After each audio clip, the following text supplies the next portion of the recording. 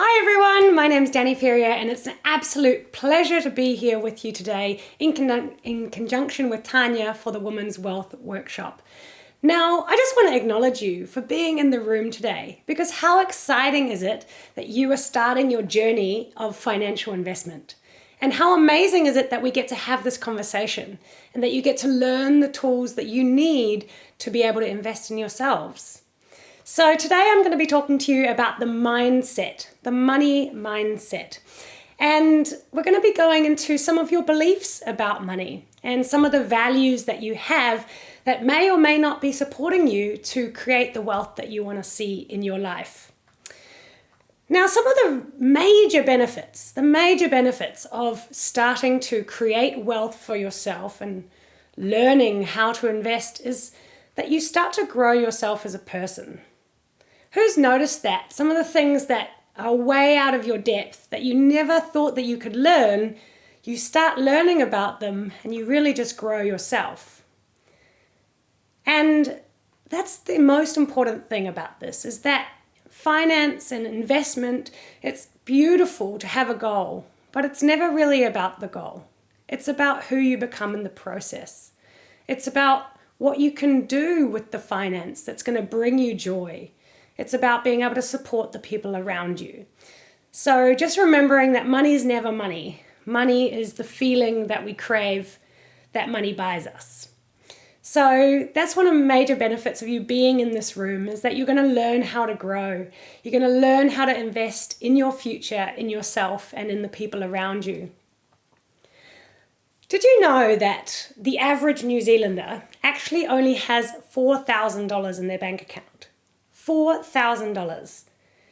Now that's not a lot of money, especially when a global pandemic hits and you really need a backup source of income, or you just need to reach deep into those pockets to pay for an operation for your cat.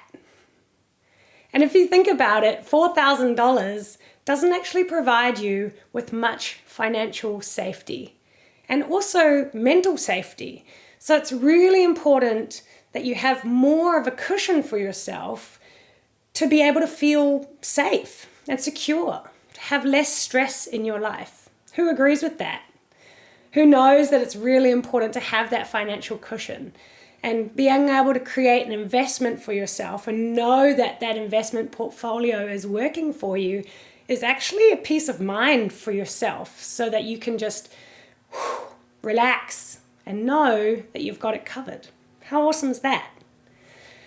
So my name's Danny Ferrier and I'm from Danny Ferrier Coaching, and I just absolutely love sharing this message with you because it's all about you and your growth. And I work with leaders to help them step into the person that they want to become. And I'm very passionate about money because I think that that is a key aspect that a lot of people have a lot of stuff around. A lot of people want to earn, but they just have something in their subconscious mind that is holding them back from earning. So let's get into it, eh? There's a beautiful quote that I wanted to share with you, and it's a Chinese proverb, and it says that there's only 2 times to plant a tree, 20 years ago and today, because that's what financial investment is. It's planting a tree. It's giving yourself the financial freedom in the future that you crave, and it's also sacrificing in the short term so that you can have that long-term outcome. How amazing is that? To just recognize that a tree, you can say to yourself like, oh, I should have invested years ago. I should have done something about this years ago. And there's all that mental chatter, isn't there, that goes on. But just recognizing that you couldn't do it any other way, that you're here right now, and that's okay. And that if you start now, you will be able to create that financial future for yourself that you really, really crave. And from that, you'll be able to live the life that you want to live. Everyone with me so far? Awesome. So one of the important messages from that is just starting to take action now. Because taking action now is going to bring you that financial freedom in the future. And one of the things that stops people from taking action is the belief in themselves. And a lot of people don't have that much self-belief. We have an epidemic of low self-esteem in this world. And I could go on about that for ages, but I won't. But what I want to share with you today is that you don't need to believe in yourself in order to take action. Because a lot of people wait for that belief to show up to start taking action. Oh, I don't know enough about the markets. Oh, I don't know enough yet to be able to do anything. But you do. You just need to believe in yourself. Because when you start to take one step in front of the other, you will start to build that self-belief. Sorry, I messed up. You don't need to believe in yourself because you know that once you start taking action, you will start to build self-belief. And that's why there's people like Tanya, people like financial money coaches, people who can help you. But if you just sit there and wait on the couch for that courage to show up, it won't. It's about you taking action, and the courage to do it will show up. And that's leading me into a really important point about finance and investment. We live in a country where we have a thing called tall poppy syndrome. Who has heard of tall poppy syndrome? I know that I've dealt with it my whole life because, in case you hadn't noticed, I'm quite the peacock. And the thing about tall poppy syndrome is that people are going to try to beat you down. And when you decide to start investing, when you decide to blaze your own trail and start making money, you're going to get some slack. And people are not going to like it. And you're going to talk about these big ideas and you're going to have to say no to things.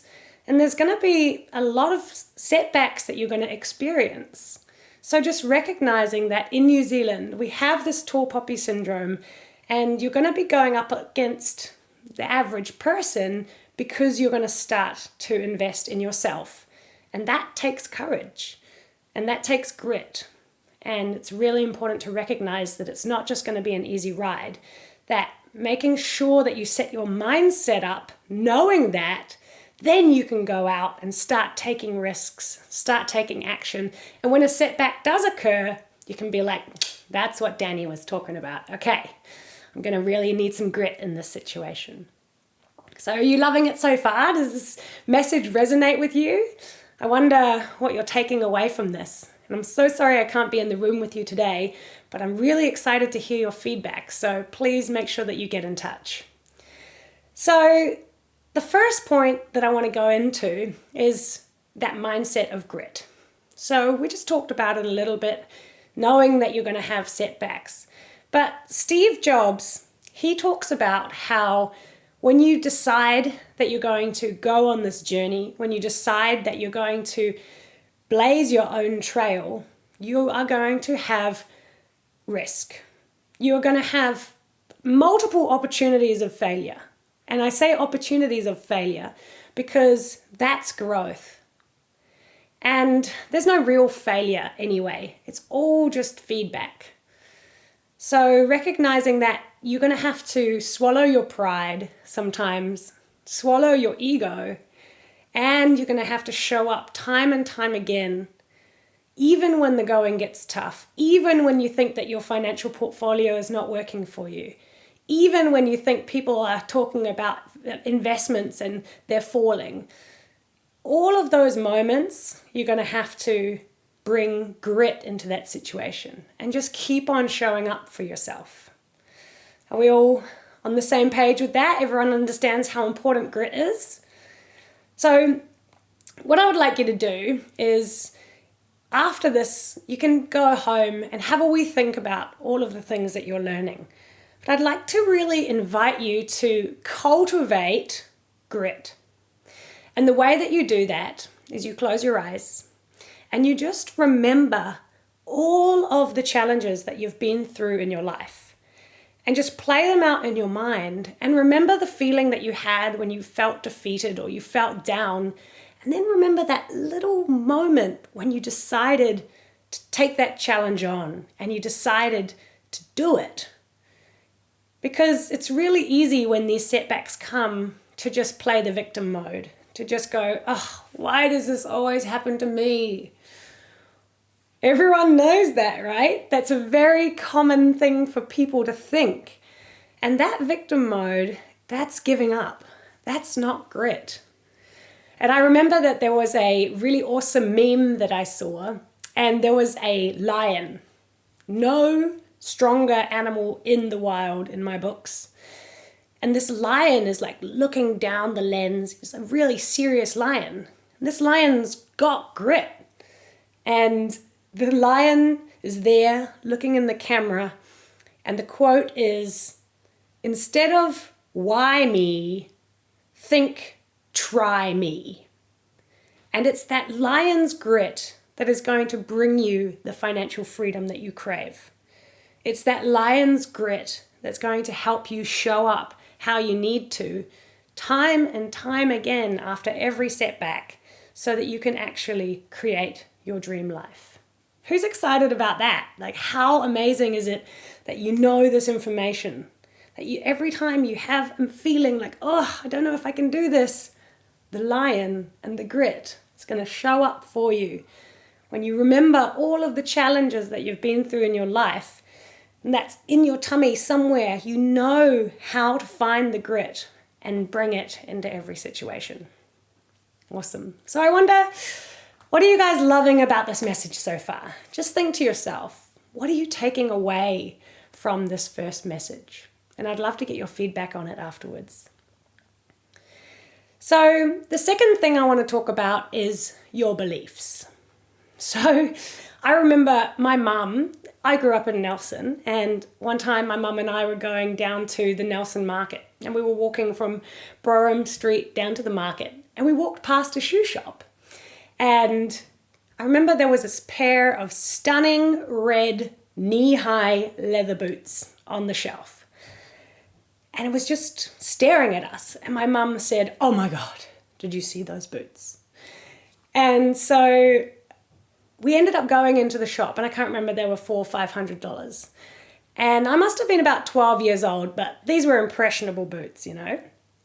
And I remember my mum said to me, "Danny, your dad makes a lot of money, and someone's got to spend it." And she also worked really hard in her life, by the way, so it wasn't just his money. But the thing was that my dad was super stingy about money. And we had money. So I was sort of torn between this two realities of my dad being very, very financially counting his pennies, as you would say. And my mum had this full YOLO attitude. And at 12 years old, this stuck in my mind. Someone's got to spend it. And she was being cheeky, and she actually doesn't have such a carefree attitude all the time, but most of the time she does. And so what I recognized is that I started to believe that money was just there to be spent. Money was there to just randomly buy you $500 boots without a second thought. And what did that teach me? How to be broke. So the thing was that when I was younger, before I knew all this money mindset stuff, I lived that paradigm of money comes in, money goes out. Money comes in, money goes out. And I was a traveler, so going all over the world, and I was very good at saving money for a goal, but then I'd spend it straight away. And I didn't have a second thought to maybe I need to make a financial plan, or maybe I should be creating a cushion for myself. And that's the problem with these little messages that we get when we're younger, is we never question them until we get told to question them. And so when I did my money mindset a couple of years ago, I started to unravel these little memories in my mind. So it's super interesting. So I wonder, what are the stories, or what are the things that happened for you in your childhood that maybe created the beliefs that you have today about money? So my one was, money is there to be spent. So what I'd like you to do when you go home, and you can write these things down as well, just going to give you a little bit of home play, is just answer yourself the question, And maybe close your eyes if it makes you feel better, however you want to do it. But just ask yourself, money is. And then see what's the first thing that comes up. And remember that our subconscious mind is going to be giving us information all the time. So we've got to listen to that first thing that comes up, because that's going to be the most true. Because otherwise our rational brain will come in and be like, no, I don't really believe that. I believe blah, blah, blah, blah, blah. So it's really important to recognize that the first thing that comes up is the most true. And if you want to do some work around your beliefs and your money beliefs and identifying some of those stories that you may have from childhood that are depicting your current behavior, I'd be more than happy to have a conversation with you. So make sure you reach out. So that's a really interesting learning. It's a really interesting learning because those things do depict our behavior. And we don't know until we stop to have this conversation or we stop to think about it. So I hope you guys are loving this, and I hope you're taking away stacks, loads and heaps from this conversation. So that was point 2, was our beliefs. And now going into point number 3 is our values. Values, values, values. I can't tell you how important values are in our lives. They are basically like the navigational map that we use in our lives that depicts all of our behavior. And so recognizing where our money values sit is super important for us to be able to create a financial mindset that's going to get us the results that we crave. So let's just take a step back a bit to World War II. Think about in World War II, what kind of values do you think people had then? And for those of you that don't know what a value is, it's a experience, it's an emotional experience that we want to have on a consistent basis.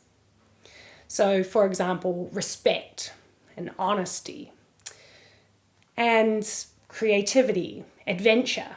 These are all values. But if you think about back in World War II, what kind of things people valued? They valued things like safety and security. And you think about all of these generations after that of people adopting those values. So you think about your grandparents, right? What values do you think your grandparents had around money? And they were probably pretty conservative values, because that was the way the world was. And people just needed to be able to squirrel away their little savings and know that they had a consistent income. And so your parents' generation probably adopted those values and started to work in the same way. And the problem with the safety and security values is that we don't actually need them anymore, because there's so much access and opportunity to create wealth. There's so many more options than they had back in those days. So when you recognize the values that have come from your grandparents, that your parents adopted, that you subconsciously adopted, recognize that these values are in your subconscious mind are probably going to change the way that you act around money. And so what I invite you to do, another little piece of home play, is just understanding what your money values are. Now, I will share with you a story about my money values. And these are sort of money values and personal values combined. But one of my highest values that I really, really thought was important to me was freedom. And for example, freedom isn't a great money value, because I'm just like, woo, YOLO, let's just spend the money. But you need to be aware of that so that you can upgrade your values and install new ones.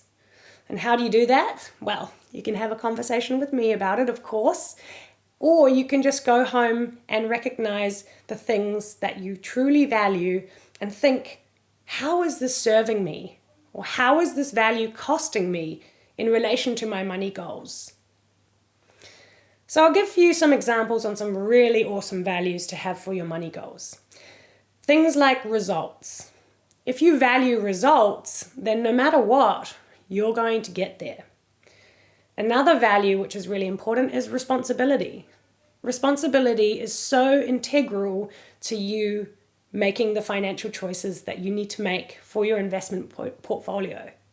Why? Well, because you need to take responsibility to earn the amount of money that you said that you were going to earn so that you can consistently invest. Responsibility because when something goes pear-shaped, you're going to fix it.